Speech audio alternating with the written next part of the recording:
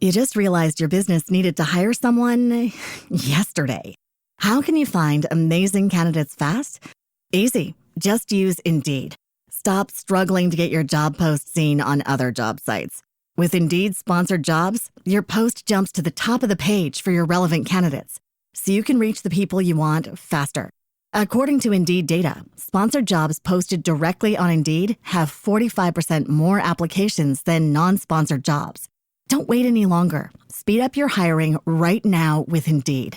And listeners of this show will get a $75 sponsored job credit to get your jobs more visibility at Indeed.com/ARTS. Just go to Indeed.com/ARTS right now and support our show by saying you heard about Indeed on this podcast. Terms and conditions apply. Hiring? Indeed is all you need. Other shows we have for you to enjoy at myclassicradio.net.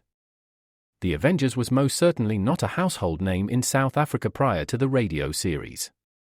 With no national television service until 1976, the mechanism simply was not present in the country to show television programs to mass audiences. While many other countries reveled in the filmed adventures of John Steed and company, South Africa was not equipped to join in the fun. The series took Britain by storm and made a major impression in the American markets, being that greatest of rarities, a British series given a network transmission slot. However, as a filmed series, rather than a videotaped one, The Avengers was able to gain a modicum of exposure in South Africa through film rentals.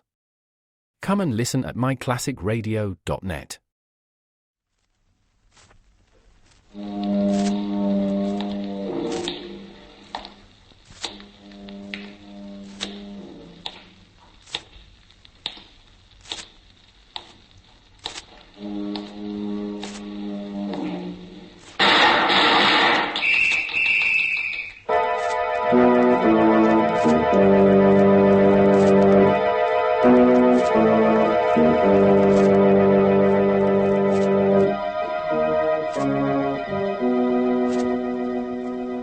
Out of the fog, out of the night, and into his American adventures comes Bulldog Drummond.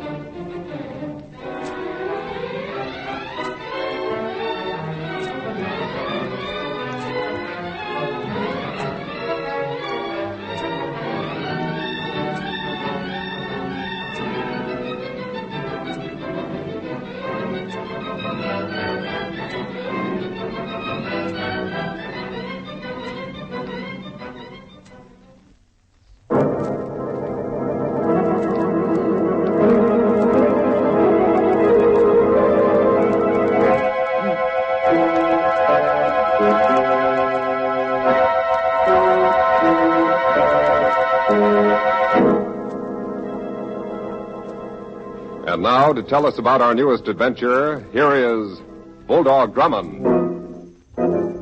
Before I begin, I'd like to ask a question. When you see a sign on the road that says, "Danger ahead," do you go on regardless of the danger, or proceed with care and caution? I ask this because there's a big sign on the economic road ahead of us, and it says inflation. That means we must proceed with care and caution to keep prices down. More and more people are making more money than ever before, and there are fewer things to spend it on. Therefore, if we outbid each other for what there is, we force prices up, the value of money decreases, and everybody suffers. But you must keep prices down. Buy only what you really need, and refuse to pay more than ceiling prices. Save all the money you can in the form of war bonds. Do all you can to avoid the pitfalls of that danger sign that says inflation. And make every step you take a step closer to victory. Keep prices down.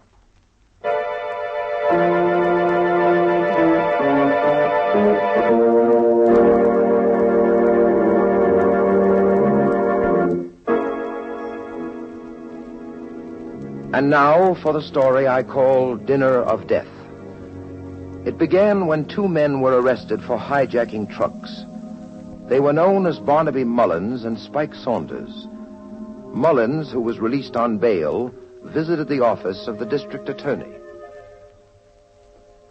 Look, Mr. Mahoney, one of your assistants let me get this far, right into your private office. Will you listen to me for a couple of minutes? I'm too busy, Mullins. In court next week, I'll give you all the time you need, you and your pal Spike Saunders. Tell me something. How did you know where to pick me up? The police have ways of knowing things like that. What happened? Did Tommy Pepper turn stewed pigeon? Cut it, Mullins. You're doing Tommy Pepper an injustice. He's a good newspaper man, a crime reporter who hates rackets and loves to show them up. Of course, I shouldn't talk that way about the celebrated racket buster, Tommy Pepper. Not the day before a big banquet in his honor. With you making the main speech of the evening. Is that all you came here to say? That's some of it. Is there anything special you'd like to hear? Yes, there is. I'd like a full confession from you. It would save the state needless trial expense. Confession? Look, Mullins, I'm making no deals with you or with anyone else. Confess or get out of here and take your chances in court. Okay. But before I start to talk, will you do me one favor? Name it. I got a few little business details to clean up before I start living on the state. Will you fix it to continue my bail for 48 hours? All right, Barnaby. You can have until the day after tomorrow at 9 a.m. Now, suppose you start talking.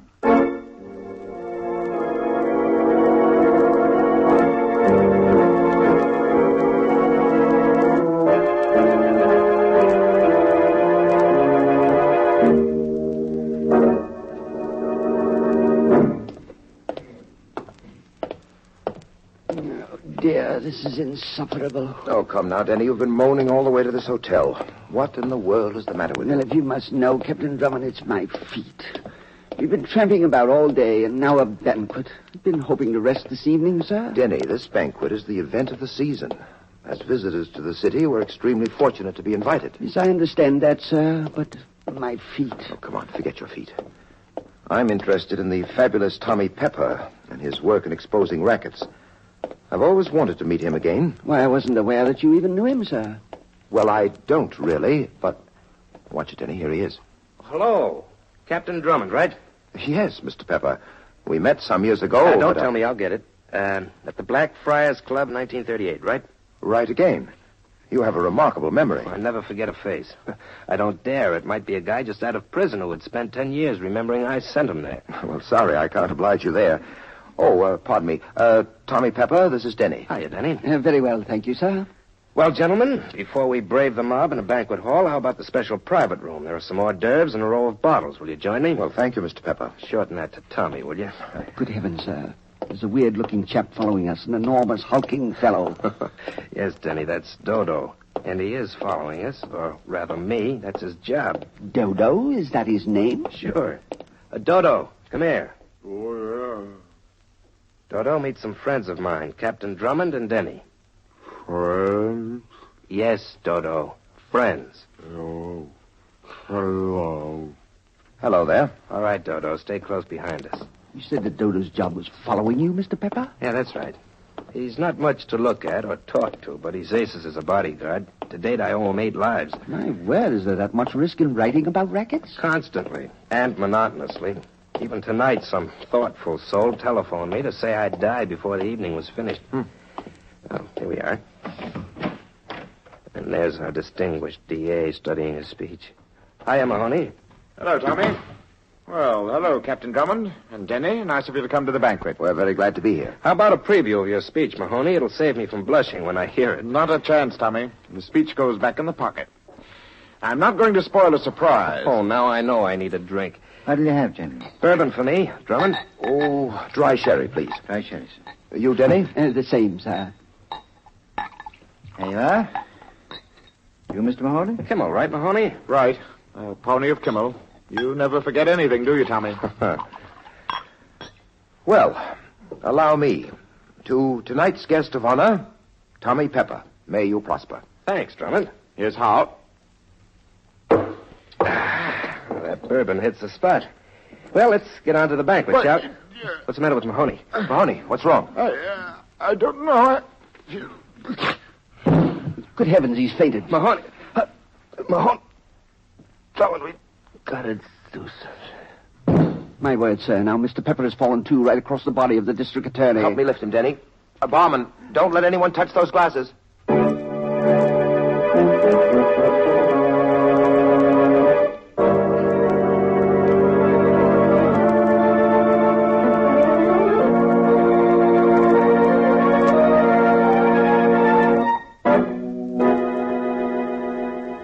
Our story continues in just a moment.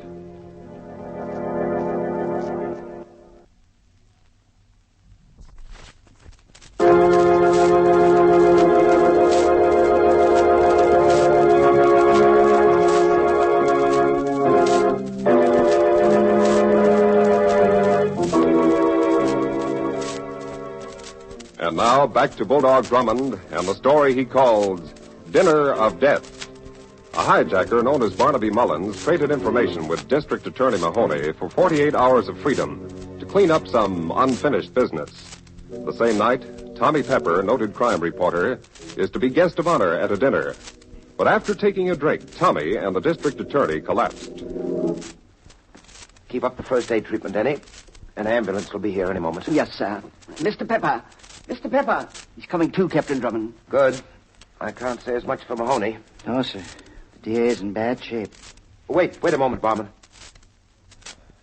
No, it's no use. What do you mean? There's no pulse, no breath. His heart stopped. The district attorney's dead. Mr. Pepper's going to be all right, sir. Tommy Pepper, can you hear me?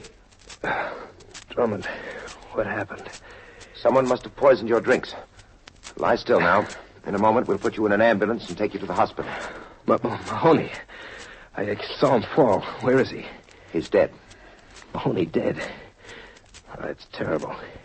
Who did it, Tommy? Do you know? Might have been Barnaby Mullins or anybody. Lots of rats hated me and Mahoney. Tell me, who is Barnaby Mullins, and why do you suspect him? Well, it was Mullins on the phone today. He threatened me. I investigated his hijacking racket. Mahoney was to prosecute him next week. I take it then he's out on bail. Where can I find him? Well, he used to hide out at Cornwall Arms, apartment 4E. Thanks. Denny and I'll go there at once. Be careful. Mullins is tricky, dangerous, and desperate.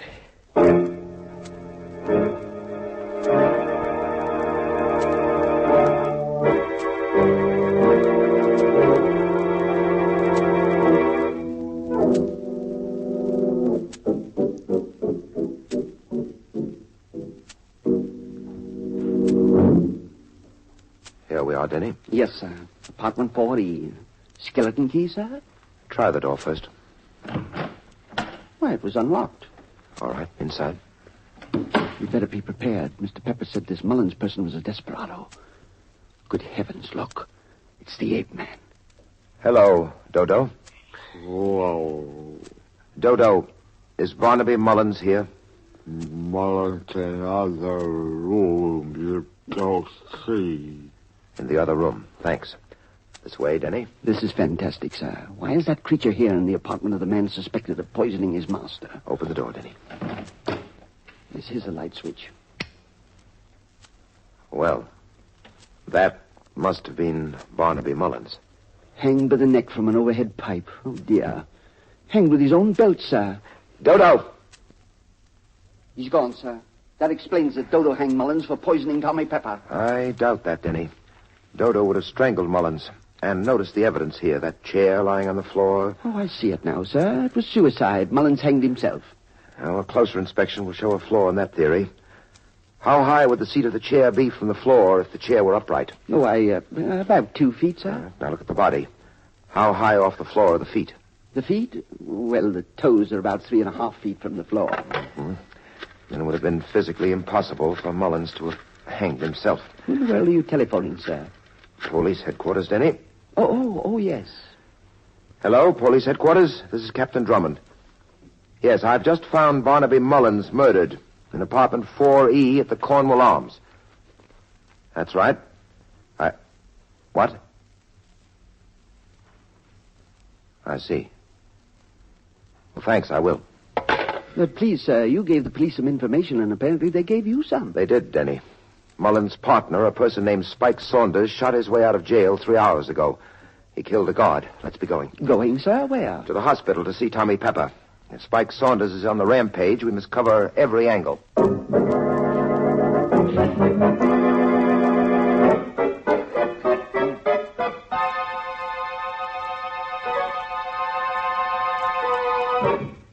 You know, I dislike to press a personal issue, sir, but my feet are killing me. Yes, Denny, I know how you feel.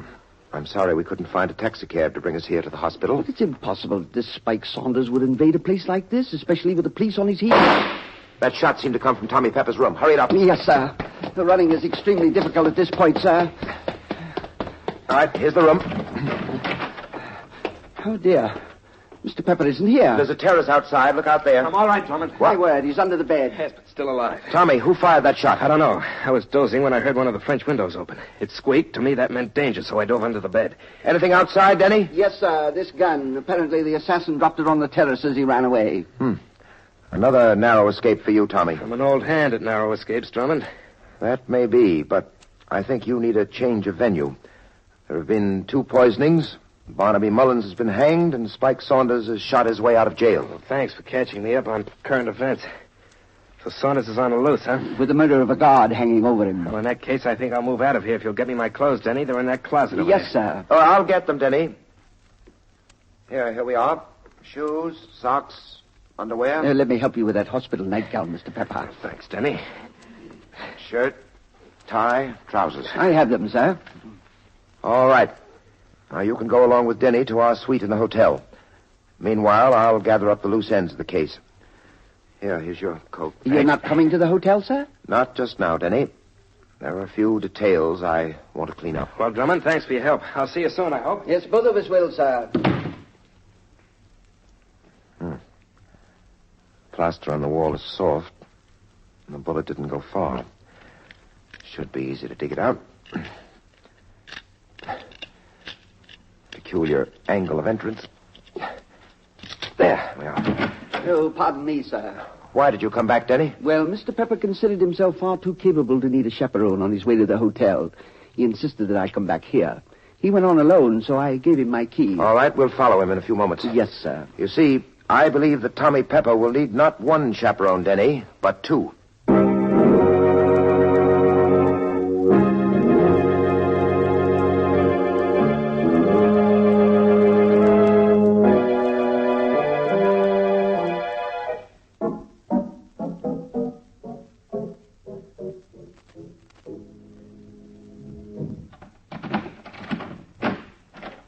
Go ahead, Denny. Yes, sir. I'll switch on the lights. Well, we've had visitors. My word, the room is wrecked. Tommy? Tommy Pepper? He isn't here. He's been kidnapped, sir. From the look of the room, there was a fierce struggle before someone overpowered him and carried him off. Yes, it appears that way. Please, sir, what do we do now? At the moment, I believe we'll both raise our hands high. Raise our... What in the world are you talking about? There's a man at the door, Denny, with a gun. Good heavens, it's Dodo. Where's Tommy Pepper? That's what we'd like to know, Dodo. Tell me where's Tommy Pepper? Oh, dear. Listen, Dodo, Mr. Pepper came here for safety, but someone must have kidnapped him. Where's Tommy Pepper? He doesn't believe me, sir. Now, see here, Mr. Dodo. Spike Saunders escaped from jail. Probably took Mr. Pepper away. Spike Saunders free. Spike Saunders snatched Tommy Pepper. Dodo gets Spike Saunders. Well, thank goodness he's putting away the gun. Dodo, can you find Saunders? Dodo followed Spike Saunders lots of times. He hid in a car in a warehouse. We'll go along with you to help you. Dodo don't need help. Dodo go along. Oh! My word, sir, you knocked him out. Yes, Denny. Now you and I will visit the colony warehouse without a chaperone.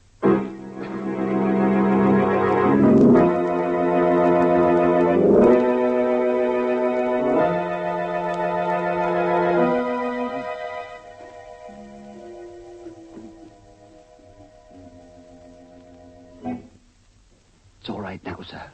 I cut out that bit of glass and reached through and fixed the burglar alarm just as you told me. You should have been a burglar, Denny. Well, thank you, sir. I'll raise the window. Go on in. My word, the warehouse is full. Yes. I noticed the stencils on the cases, Denny. Hosiery, shoes, cigarettes, machine tools. Canned goods. My word, this must be the loot of those hijackers, Mullins and Saunders. Probably. Hold it. Get him up. No, dear. It's Tommy Pepper. Tommy, it's Drummond, Denny. Well, how'd you get here, Drummond? How'd you get in? Oh, there are ways and means, Tommy. Tell us about this warehouse. Oh, it's a storage depot for hijacked civilian goods. Nothing but the best, of course. If you'll stay with me, I think we can grab the other member of the hijacking team.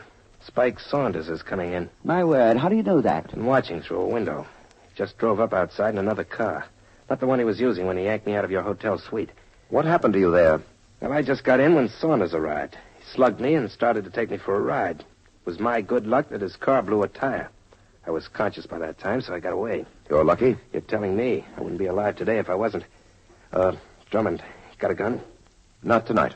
And lie low when the fireworks start. Saunders won't give up without a fight. Perhaps you better give me your gun, Tommy. Taking a criminal into custody is more in my line than yours. Oh, no, not tonight. I've been poisoned, shot at, and slugged, and I want revenge. Here he comes. Get him up, Saunders. Well, so what happens to me? I run into Tommy Pepper and into dark. That's right, Saunders, and my gun was up first, so walk in a straight line toward my flashlight and keep him up. Sure, let's see your light. Oh, well, my finger must have slipped. Did it hurt you, Tommy? Nice shooting, Spike. You shot the flashlight out of my hand. Now it's my turn. Oh, no, you got me, a rat. Right in the breadbasket. All right, Tommy. You won your duel. Yeah, I almost lost it. All right, Drummond, you can have my gun. From here in, it's your show. Thanks. It's my show until we get to police headquarters, where we'll book you for murder. What are you saying? Yes, sir. What are you saying? Well, Denny, you see, this cycle of poisoning and murder began just after Barnaby Mullins made a sworn statement to the district attorney. Well, I'm following you, sir. I merely want to get out my flashlight. I don't like this darkness. Yeah, that's better. Your real talent, Tommy, was blackmail. You used the information you picked up about rackets to extort money from crooks. Will you confirm that? Confirm nothing. Denny. Oh, I'm sorry, sir. He knocked the light out of my hand. Drummond, you were too fast with your information. Now you haven't got a light. Making an arrest in the dark's pretty tough. Where in the world is he, sir? You forget, Tommy. I've got your gun. You're unarmed. One correction, Drummond. I just picked up Saunders' gun. He won't need it anymore. Hit the floor, Denny. Yes, sir. One other little point, Drummond. My gun has only one cartridge left in it. There were two. I used one on Saunders. You've got just one shot to fire. I've got plenty in this gun. Have you? Oh. I missed you, huh? Why don't you try the one shot you've got, Drummond? You might make a bullseye by a miracle. Please, sir, is he bluffing? No, Denny. There's only one live cartridge left in his gun. In this gun, and Tommy's moving around in the dock.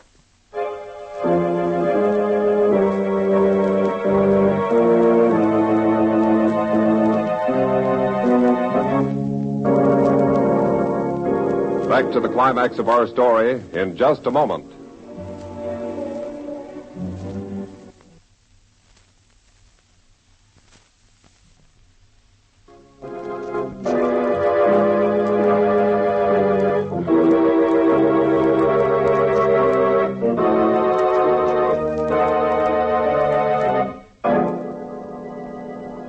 And now back to Bulldog Drummond. In the Colony warehouse, a depot for hijacked civilian goods, Drummond and Denny are peering into darkness. Drummond has one live cartridge in his gun. Tommy Pepper has more. Come on, Drummond. Why don't you shoot? You might hit me. Of course, sir, it's none of my business, but do you think you might hit him? As he said, Denny, I might score a bullseye by a miracle. I'm saving this last shot. But what can we do, sir? I think you'd better start creeping. Creeping, sir? My feet are aching terribly. Crawl, Denny, on your hands and knees while I talk to Tommy. You'll know where he is by his voice. Do you want me to find him, sir, and tackle him? No. Get behind him. Those wooden cases are stacked high. Get behind a row of them. Oh, I understand. Get behind a row of cases and behind him. That's it. Get moving now. I'll make him talk so you can locate him in the dark. And then a mighty heave-ho on the cases. Yes, I'll do my best, sir. All right, Tommy. How about it? Tommy? Yeah, Drummond? You ready to surrender? Not yet. You've committed 3 murders. I don't intend to make a 4th at your little game. Tell me something, Drummond. How did you know that I murdered Mullins? I was in the hospital when you found him. You hanged him before you poisoned the bottle of Kimmel for Mahoney. And then you faked your own poisoning. And in the hospital, you fired a shot from your own gun into the wall. You're quite intelligent, Drummond. How did you figure it out? With your help, Tommy. I didn't help you. At the hospital, I got your clothes for you. The district attorney's speech was in your coat pocket. The speech you stole from him when you fell across him in the private room. It makes very interesting reading. Keep talking, Drummond. Gladly. From what Mullins told him, the DA knew the truth. He would have exposed you in his speech at the banquet. All right, Drummond, now I know just where you are. That's all I wanted to know. Hello! I did it, sir. He's pinned underneath those heavy cases, and I'm watching him very closely. A nice piece of work, Denny. You deserve a rich reward. Well, in that case, there's something I'd like very much. Let's go home where I can take off my shoes.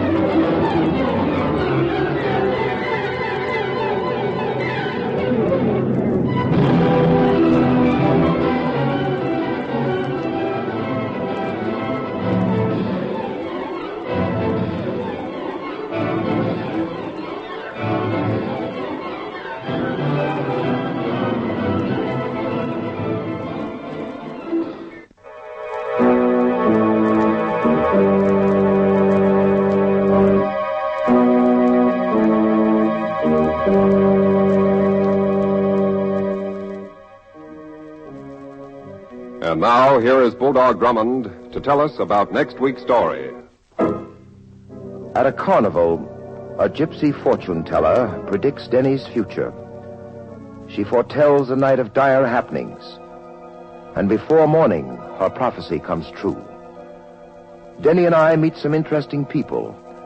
A sideshow ticket taker, a famous performer on the high trapeze, and 2 corpses which refuse to lie still.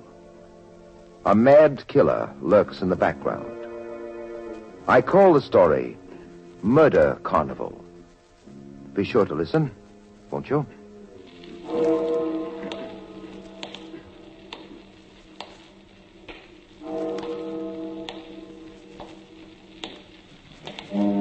And so, into the night walks Bulldog Drummond, seeking new adventure and excitement. The next adventure with Bulldog Drummond will be heard over most of these stations next week at the same time.